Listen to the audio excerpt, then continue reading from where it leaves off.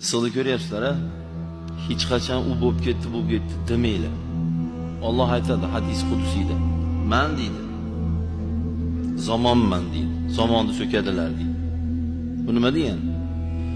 Zamonni har bitta holati Allohning xohishi bilan bo'ladi. Bugungi 37 mi, 42 mi, 52 mi, 55 mi, 70 mi, uni Alloh hal qiladi. Hech kim hal qila olmaydi. Biz ketgan kuni Allohim bundan oshig'iga toqatimiz ko'tarmaydi. Ko'taradi. Ko'tarmaydi. Ko'tarmaydi. 5 gradus qo'shib qo'ysa hozir. Dunyoda ko'ryapsizlar nima bo'lyapti? Odamlar Alloh deyishdi o'rniga yalang'och bo'lib suvga tushib yotibdi. Mana ko'rdim dunyo yangiliklarida internetda. Erkak ayol suvga tushyapti. Suvini qaynatib yuboradi Alloh xohlasa.